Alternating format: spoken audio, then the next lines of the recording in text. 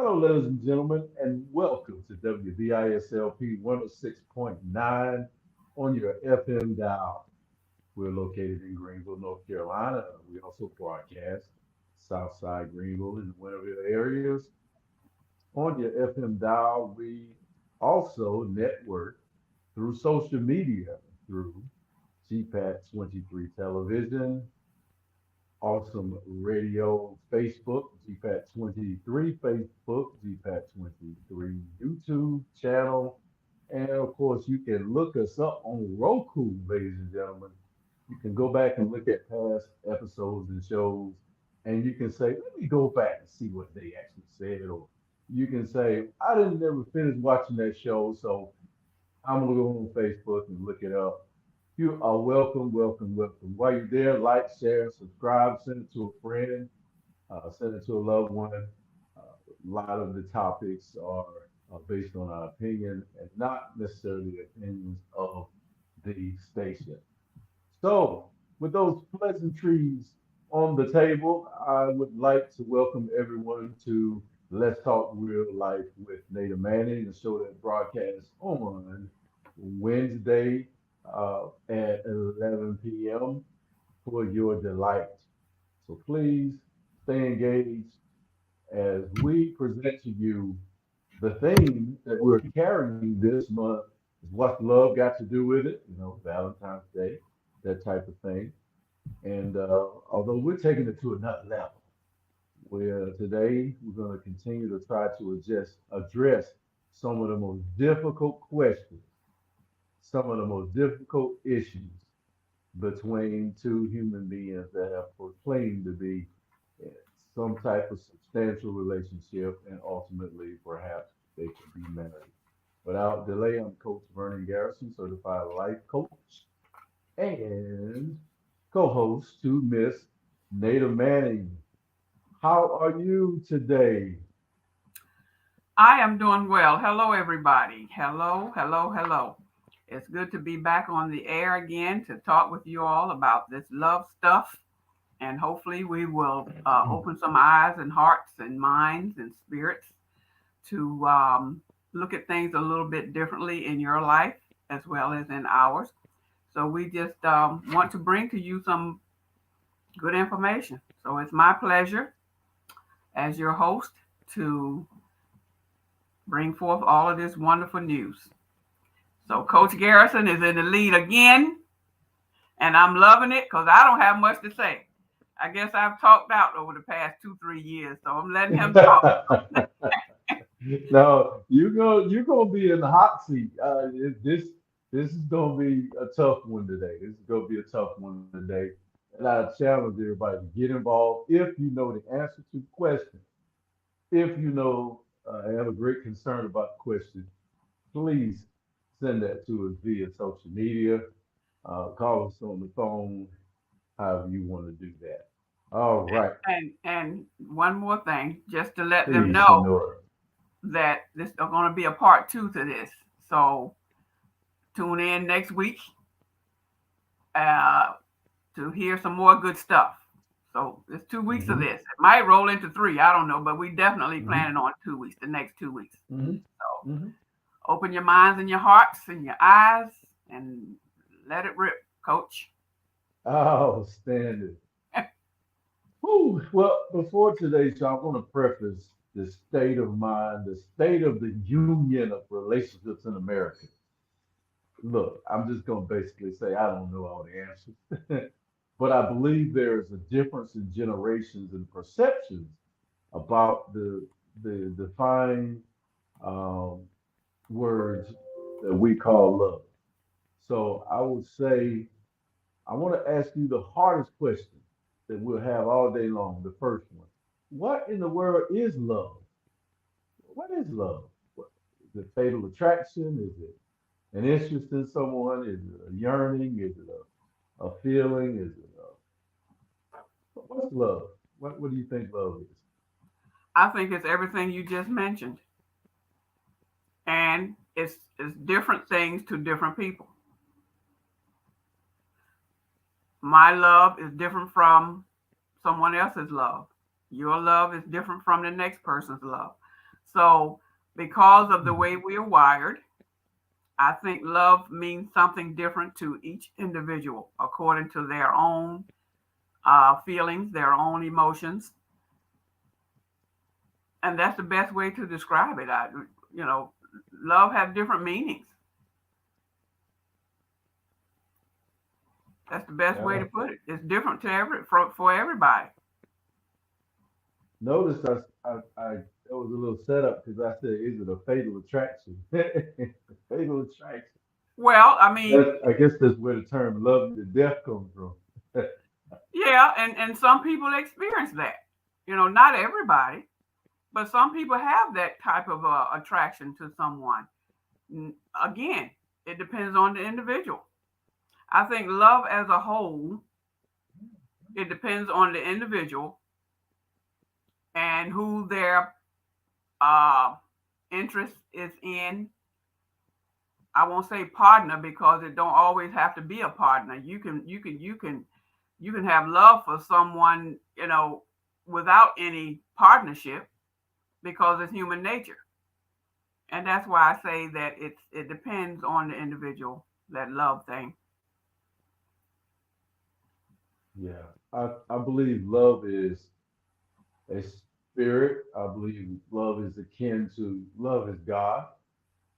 I believe that love has its expressions, the way we express it through our emotional intelligence kind of dictates how we read people, how we read ourselves. If I thought that at best, my emotional intelligence say love is quite confusing to me now, especially between two humans, between two people. But I see that, I feel that drive, I feel that spirit about it. I feel the God part in there, and just being in battle with my primary relationship, marriage that I had. I think my wires are kind of crossed up. Love is not easy, but I believe the scripture gives us a lot of guidance to show love. Love is kind, love is God, love is patient. All those metaphors that we can use to describe love. Um, I whew. So with that in mind, before I ruin the term love, what do you think love is? And what do you think is the best way to uh, project love? I think one more thing I'll say, I heard Pastor Corbett say, he is the pastor of Community Christian Church here in Greenville, North Carolina. And he was basically saying that a man should love his wife like Christ loved the church. And I said to myself when I heard him say that, because I was engineering for him that night on the air, and I said I have never heard it projected that way. And that's huge. That is loving someone to death, uh, because of the crucifixion, the sacrificial, you know, life of Christ. So what I'm saying is that type of love, if you got that type of love, then if you come home and you bring home a bouquet of roses, it's great. But if you come home and you bring home a candy bar, if you love your wife like Christ loved the church, and she knows that, then that candy bar will work. A pack of M&Ms, a bag of chicken wings, if you ain't on a diet. So if you got that in your heart, I don't see how you would never run out of ways to show that other person in your life that you love them if you have that type of relationship. So I never heard that. I'm gonna stop right here because I don't think our clergy has emphasis on the marriage now that I see it from the other side. And I wish they would do more. And I'm gonna try to do more myself. That's why this show is about love. All right, question number one. Uh, Well, that was question number one. right, I'm getting ready to say that was number two. Yeah. All right. What topic do you find most difficult to discuss with your partner?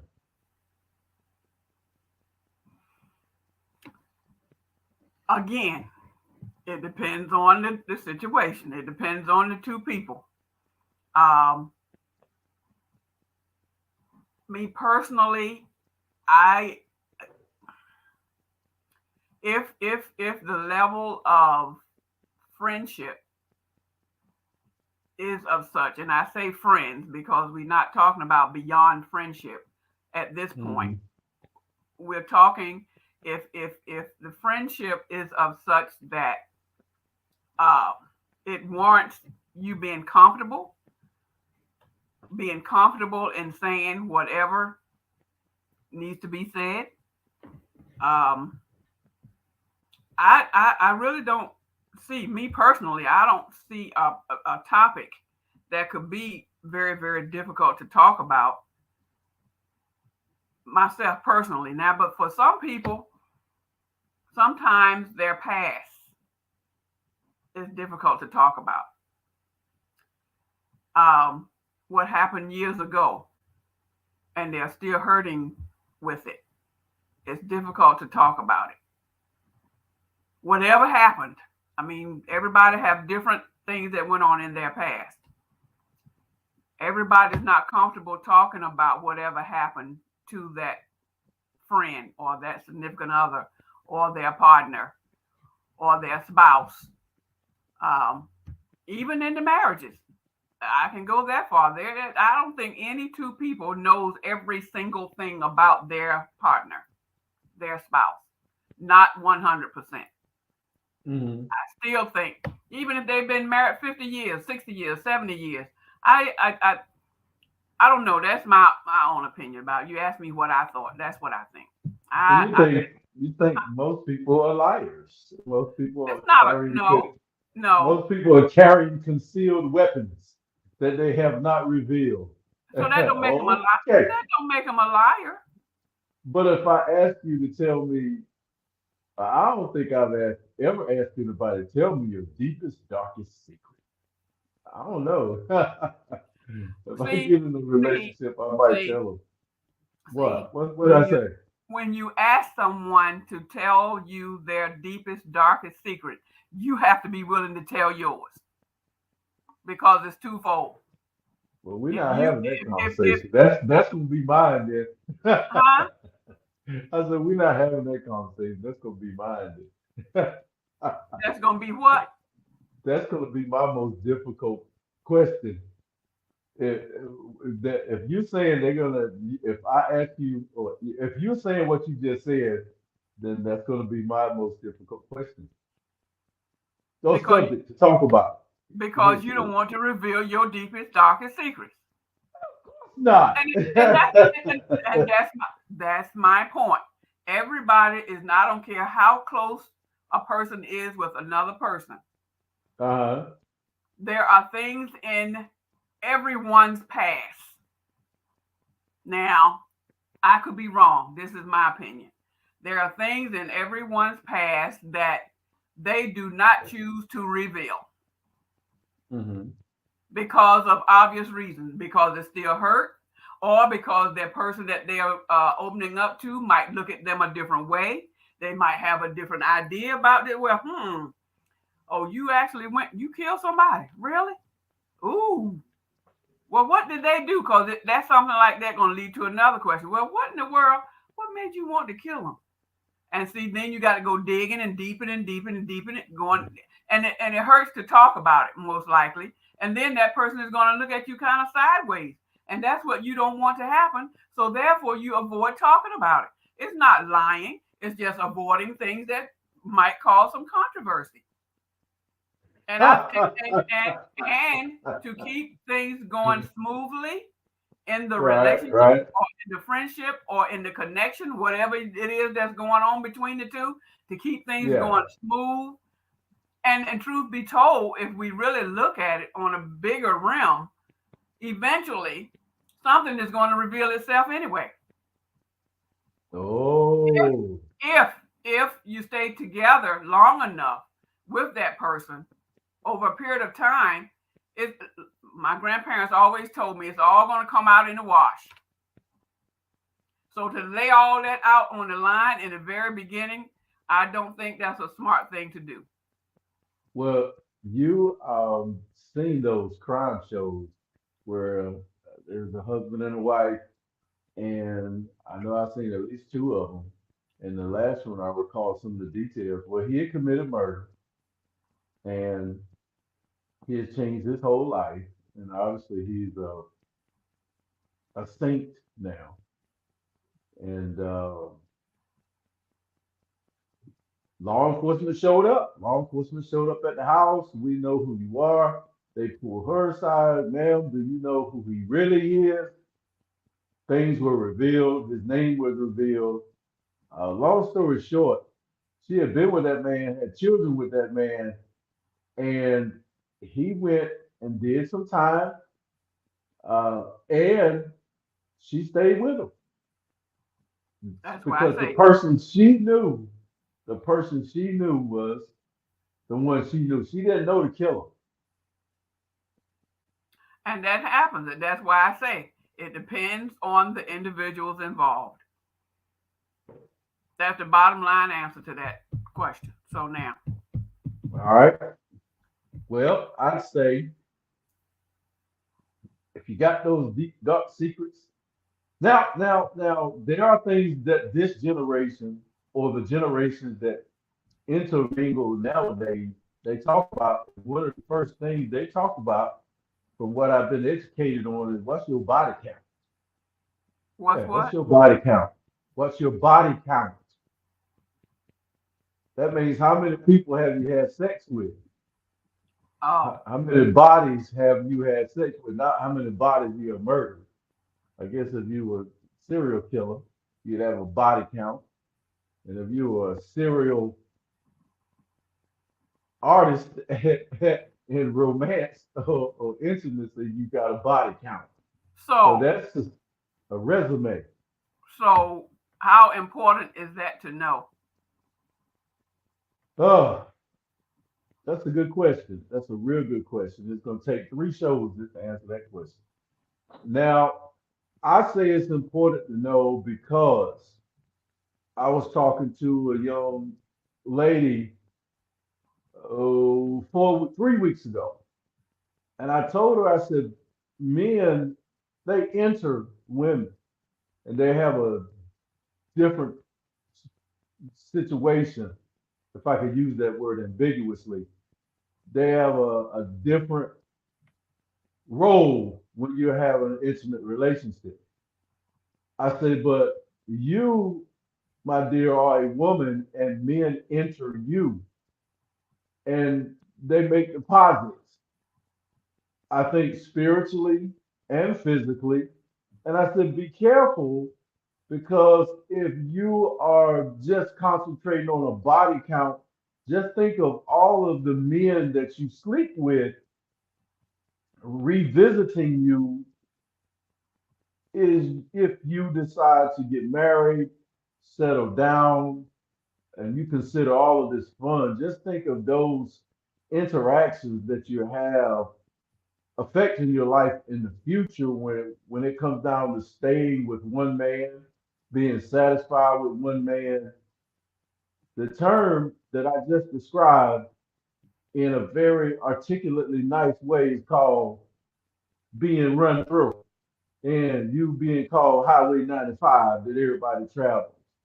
Those type of psychological things will put pressure on a marriage, especially if it gets into trouble.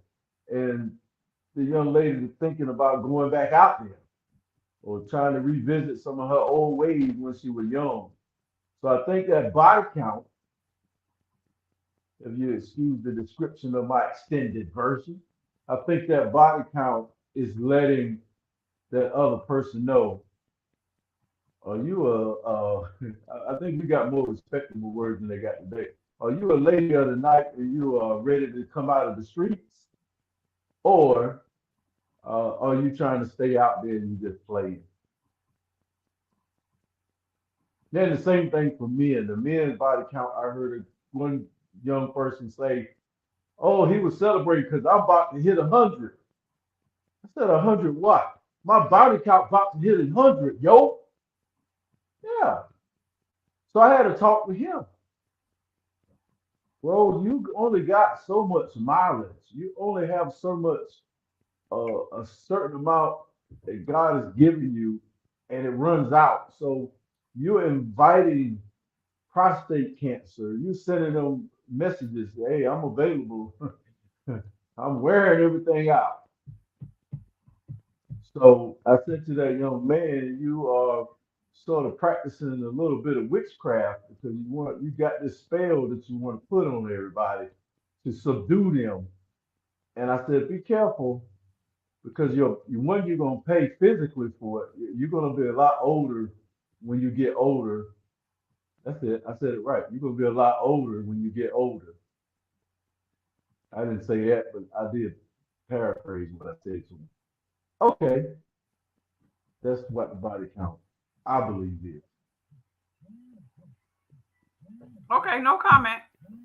Yep. All right. Next question would be, oh my goodness gracious.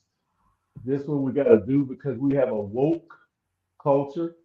How does your religious and political beliefs affect a decision for you to date someone?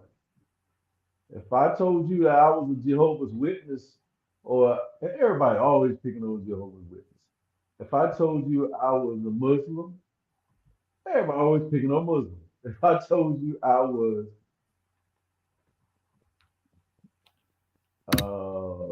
Catholic, would you date me? I think that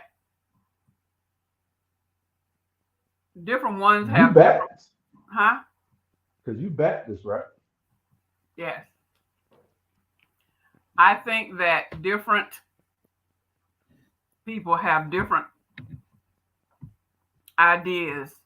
If you don't know, would you say Catholic or any other religion? Now, if the person is not abreast of what those religions entail and they're interested in the person, that's the only holdup. That seems to be a problem is their religion. I think the one that's uh, not Catholic should do some uh, research on what being Catholic is all about. Not necessarily meaning that they're going to switch over, but if you're really interested in a person, you want to find out about that religion. What does it entail? Especially when you don't know zero. So it depends. Again, I keep saying that through all the shows. It depends on how interested that individual is in that Catholic person or that Protestant or the Presbyterian or whatever the religion is. It depends on how, if you're really interested in that person, then you want to find out, especially if that's the only hang up, then you want to find out more about that to see if you are willing to go along with that. And how does that, and he or she should do the same thing with your religion as a Baptist or whatever your religion is. Investigate each other's religion to see how is this going to work if we decide we want to stay together. Especially if that's the only problem. If you are connecting in every other way, you have interests, you have the same mindset, you have the same background other than the religion, you have the same family interests, all of those other things are going straight for you, then yeah, I would say find out and then make your decision as to if they're going to be any compromising on either side. Okay, here's my Black History Month plug for the show. Okay. Jews and Gentiles, Protestants and Catholics will be able to join hands and sing in the words of the old Negro spiritual. Free at last, free at last. Thank God Almighty. We're free at last. Now with And that, and with that being said, it's the same thing that don't have, well, maybe it has something to do with religion. I don't know. But how about culture differences? How about talking about Black history? How about which is we've seen mixed marriages all over the world practically. Mhm. So, needless to say, a Black person have different background than an Asian person or a Latino. All of that is clear, obvious differences. But if you really connecting with that person, then some compromise need to be made on both parts. I hear you. I think you gotta match it up with the most. You gotta match it up by personality. With the some religions, I think are more aggressive than others, but then it's likely the people. But everybody having their own philosophy nowadays, and everybody being able to go on YouTube and social media and present their beliefs as if they are the authority in it. Because I know I'm the authority in what I say. Yeah, right.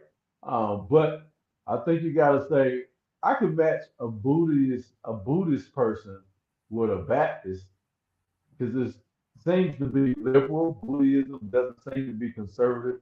Now, I'm not trying to get in trouble here. I'm not a theologian. I have studied world religions.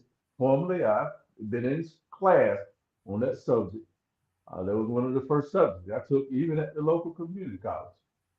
World religions. So I'd say if you put a Islamic person together with or somebody that's Muslim, I'm sorry, I'm getting it all mixed up. I'm getting the nationality all mixed up with race and religion.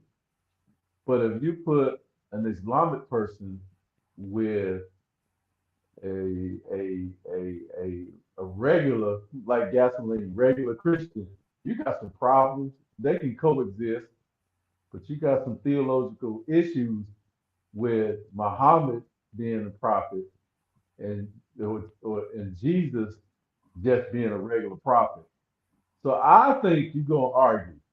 Okay, I'm gonna get off the religious part, the religious descriptions. But I think you're gonna have some deep-seated arguments but I think they're precluded. I think if your parents are deeply religious and you're taught that way, they're gonna tell you not to be yoked with certain people, and your religious teacher is gonna say, "No, you're a Scientologist. You can't be you can't be going over there with the non-denominational Christians, over there at whatever Dollar Church or something." I think they have their religious guides to keep you apart. But we just got done talking about love a little earlier, and I got to agree with you. Love will shut all that. Love gonna make two people of polarized points of view see each other as humans and accept every negative aspect they got until they don't like each other one day, about 20 years into the marriage. I ain't never liked you no way. They gonna see all your idiocracies and weaknesses Shortcomings. after the love polish wears off a little bit. Well, Then, that's with then it'll any become a couple. problem. It That is. that's with any couple. I mean, Yeah. let's face it. We talking real life here, folks. I am your host, Nada Manning, as we continue to talk about what love has to do with it in various segments of our lives. Um, and truth be told, I to answer that question, I think love has a lot to do with many things, if not all things, in many different ways. So yeah, what love have to do with it? Okay. All right. I gotta say one more thing about that last question we had. Right now, I don't think a Trump supporter gonna get along with a Joe Biden supporter, or a liberal and a conservative. Really, they can actually balance each other out. But I don't think that they're gonna date right now, not out in public. The diehard extroverted Trump supporter gonna date a diehard confessed professed Democrat? No. Well, in that case, love has nothing to do with it. Man, that's gonna be a potent conversation. They're gonna be talking all day and all night, and then they're gonna say, "Well, do we love each other? Yes. Are we gonna stay together? No. All right. And not until after the election, we see who won. All right, all right. I was not kidding about that. I just really feel that way. Okay. Now the next question would be, all right, what are your top expectations in a relationship? Let's talk about somebody, a brand new relationship. Should they say that they should put the word, this is like a Jeopardy question. What should they say that they should put the word, I expect this to happen? What sentence, what washing dishes, the car, taking vacation once a year, going to see mother-in-law on Christmas. What should they say and expect it to happen in a new relationship? Let's pick on them. I would say genuineness, honesty. In a new relationship, I expect that individual to be honest, to be fair, to be genuine, to be compromising. Well, takes care of that trip or that visit the family or whatever. Compromising genuinely. Top of the list is truth and genuineness. That's my opinion. Because that covers So, everything under that. First, you be truthful and you be genuine, to be honest, and then everything falls under that. If you want to be it that way, then that's where the family come in, and that's where the trips come in, and take a trip or not, be fair. Yeah. now, I think you were doing good. I think that was good, but I know your generation had expectations of the social. Let's go a little bit deeper in this subject that we're gonna do about 10 shows like this, okay? I'm just kidding. I'm just kidding. What you expect your social construct in society to be as a male? Are you expected to work every day? Are you expected to have a saving account? Are you expected to, stay on one job and retire? Or can you move around?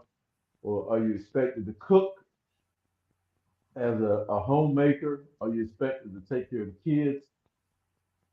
There's some expectations. Excuse me. Do you have something that you expect hold the door open for you? Uh, what is some real life expectation? I know your concepts are great, honesty, integrity. What would you like to have that you expect somebody to do, or if you don't have no expectations other than principles? I can honestly say, with what you just said, I don't know if I have. That's a hard question. I mean, you sound like you covered everything. I mean, Now I'm saying, do you have any of those? If a man's going to ask to marry you, do you expect to get a ring that's worth $100, or do you expect to get a ring that's worth 3 months of his salary? Is there any hardcore, hard line evidence? Do you expect them to wash dishes on the first day y'all together? Do you expect both of y'all to wash dishes, or just you, or what? Or you expect the dishes to be washed, period?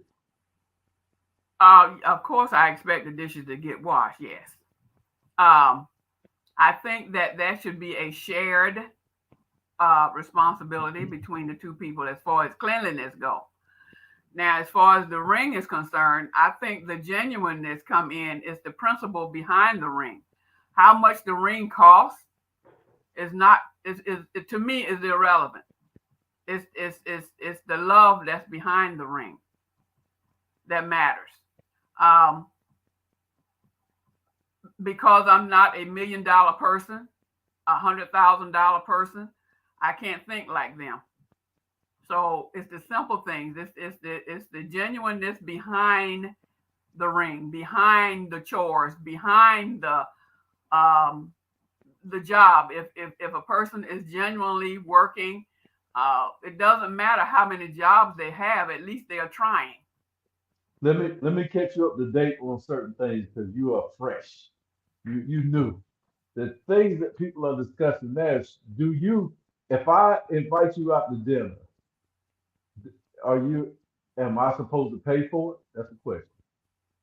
Nowadays, right now, if I invite you out to dinner, am I supposed to pay for If you invite me out to dinner, it? Yep. um,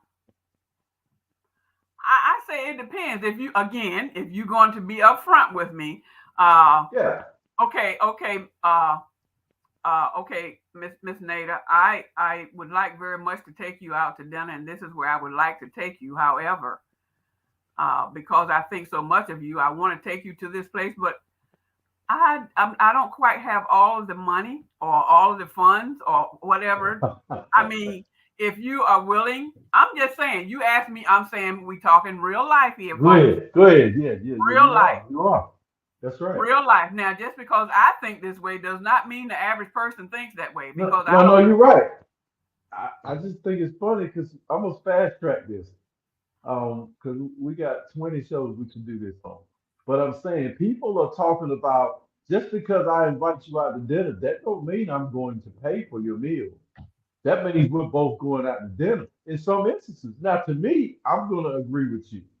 But now, first of all, I'm not going to tell you I don't have no money. That's I know you. I didn't say that. And I, I said but not. you know, I said not enough. I'm coming up short, but I want to take you out because this is what I want to do for you. yeah. Or or you can postpone Uh, it and do it another time when you do have it.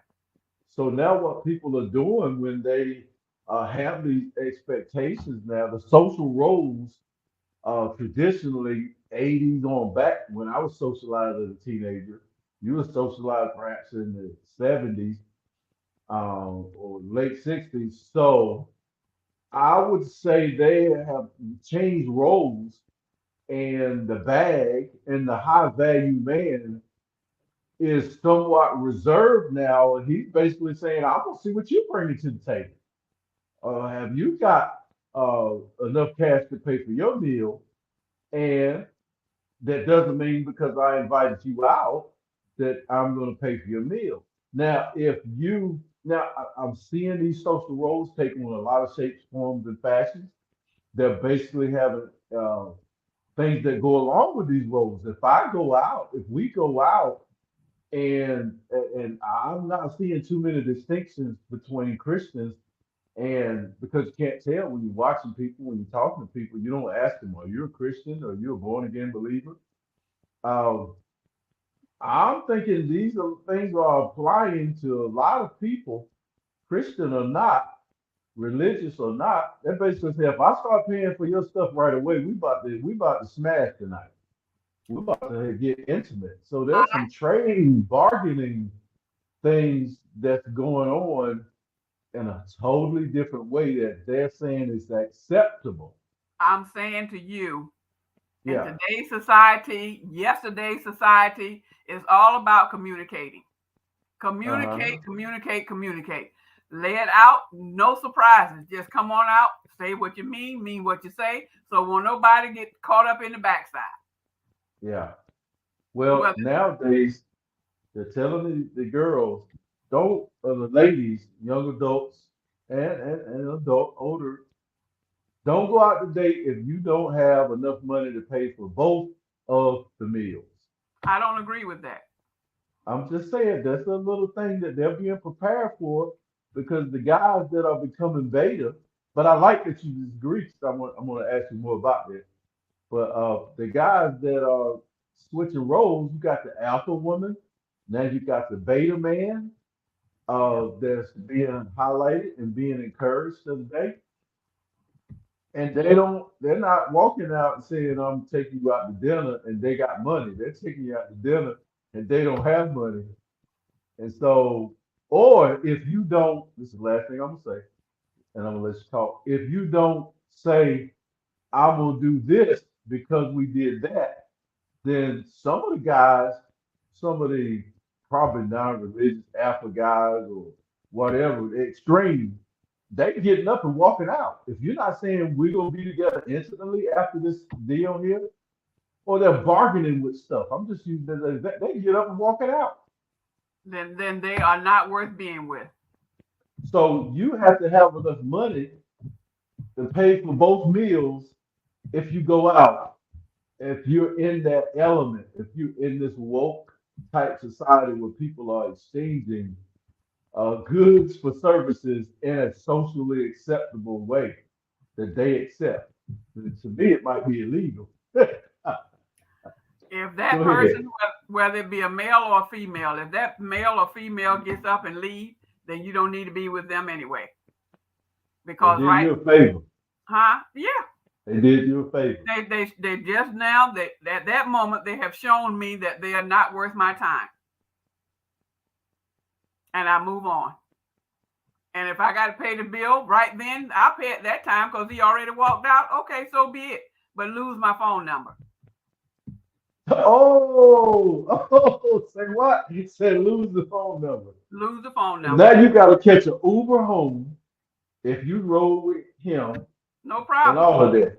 So you We straight with we that. we women and men too, because men can get caught up in the same situation. You Uh-huh. should go prepared for whatever. Have enough of your own funds in your pocket to get yourself home. Have enough money in your pocket to pay for the meal if you have to. Don't go unprepared. That's my advice to whoever is listening out there. Be prepared to handle your business on your own without that other person. And the Now, last thing I'm gonna say about this subject is some women can't. Now I already can't, said some of the can't guys what? can't. Can't. Some women are just relying on their looks. They're relying on the partial. The man is the provider even before a serious relationship level is being established. They're basically saying, "What you mean bring something to the table? I am at the table. I am the table." So that's why and so a lot of gold diggers, if you will, are being exposed.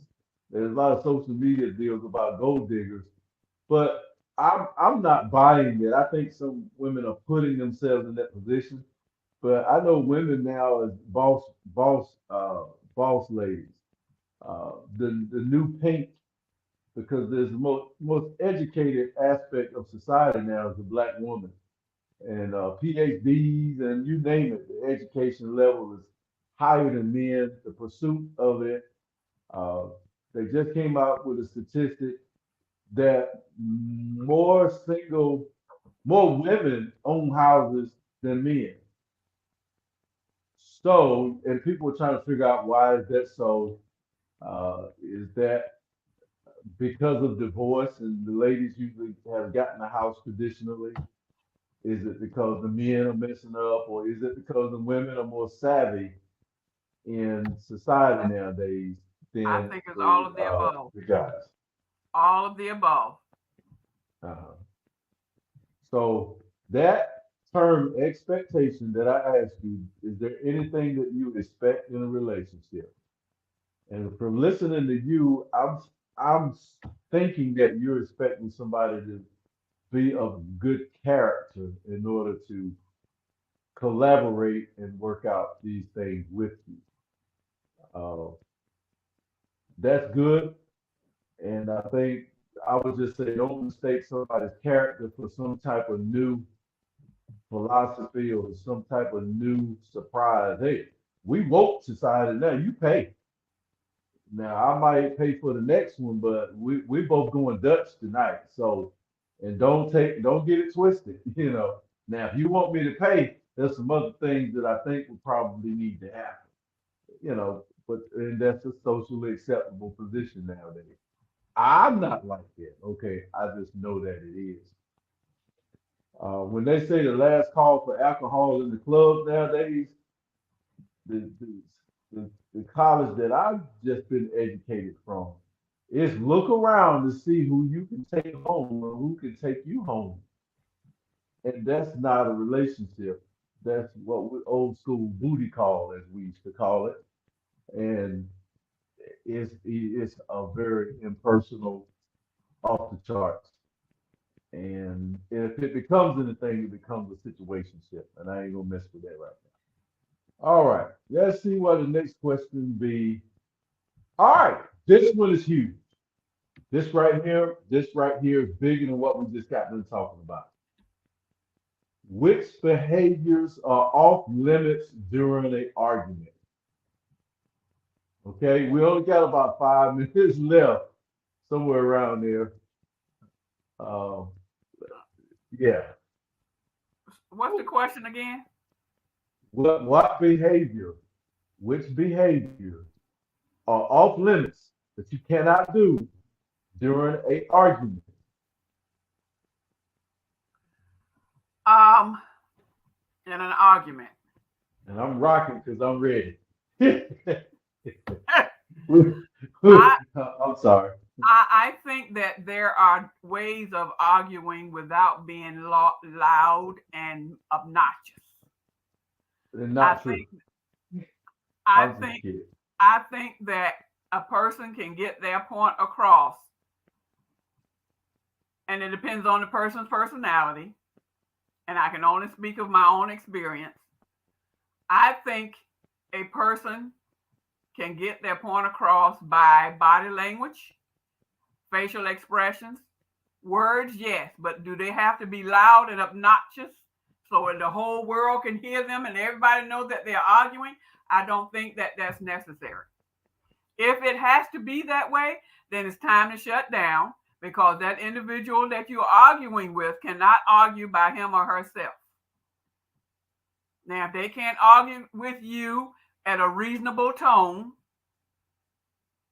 and without getting physical, then there's a problem. But me, myself, personally, that's what I say. But me, I handle mine with my body language, my facial expression, and a soft tone because why? I have a tone, my voice is such that it's affirmed. Now, I can get loud, but not so loud that all the people down the street can hear me. That's not Mhm. necessary because everybody don't need to know that. Fussing and arguing and fighting in an argument, to me, is not necessary. Now, if it is necessary, then you need to go somewhere where it would just be you and that individual, and then y'all do what you do. But see, me, myself, I wouldn't have to go there because I can argue very, very quietly and get my point across. Or I'll shut down until that person calms down. That's all. That's what I say. Oh boy, I'm trying to do this without lying. I cannot argue. There's two levels. One, when I actually intend to raise my voice, and two, when my voice is just passionate and it's level up anyway. Um, I'm still working on that because I don't think people can hear me. No, I'm just kidding. I know I know they can hear me. That's a lie. Of course you can hear A me. straight up one. That's right, a straight up lie, not even a white lie, a ridiculous lie.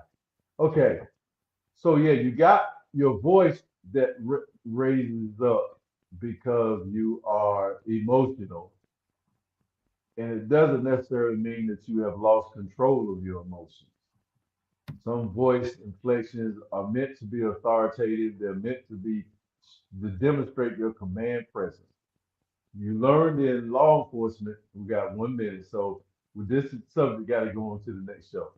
You learn in 5 minutes. We're gonna 50. We're gonna go 52 over. We're gonna No, play we this thing. 55 Can I save my answer? Because the last time, let me save my answer for the next show. because it's going to be a long answer. No, it's just gonna be interesting. Yeah. Okay. What, ladies and gentlemen, which behavior is off limits during an argument? and we're going to talk about it on the next show. I'm sorry you got to wait. I know it's going to be a long time, 7 days, but it's worth it. It's worth the wait. Do you have one more question? Because we do have about 3 minutes. Okay. Okay. So you saying don't give my answer to that question, right? Because it's a little too long. Right. Um, the number 10 is even worse. The next question that I want to ask is what counts as cheating on you? So when we talk about what counts as a person cheating, there's a lot of stuff that people think that is emotional cheating, physical cheating, flirting is cheating. All of those things is cheating. So that's an even harder question. All right, that's on the Okay. next show. You won't want to miss that one. How about the boundaries? What boundaries? Are there any boundaries set? We Setting already boundaries? we already talked about that. No, we ain't talking about boundaries. What are any boundaries around work that you'd like to set? Yeah, you got to set boundaries at work. Uh, if you don't have a fence around at work, people gonna be all in your yard. Okay, and if you don't have the door locked, they gonna just walk right in, Okay. and you're not gonna be able to say, "No, that ain't my fault. They just walked in." If you don't have the door locked, they gonna walk right in. Well, that's true. So there are boundaries to be had on any and really on every situation. You set the boundaries. You have to set the bar, so to speak. But anyway, we are going to get ready to shut down for this particular show, and it has been very interesting as we talk about what love has to do with it. And as you have heard, folks, love has to do with everything in our life. Some love is not enough, some is too much, some is mediocre, some is not at all. Um, but the bottom line is it's very, very important for us to keep in mind. So now we're going to close down for this show, and hopefully you'll tune in for the second part of the same topic, what love has to do with it. So, Father God, we want to thank you for this time that we have shared with all of the listeners out there, Lord. Touch all of our hearts to love one another respectfully and responsibly. In Jesus' name, keep us under your wing as we always ask, Lord, because it's all about you. Amen. Amen. Well, Amen. the next show is gonna be hot, ladies and gentlemen. Hot. So you don't want to miss it. This is Let's Talk Real Life with Native Manning. I am your co-host, Coach Vernon Garrison, WBISLP 106.9. See you next time. All right.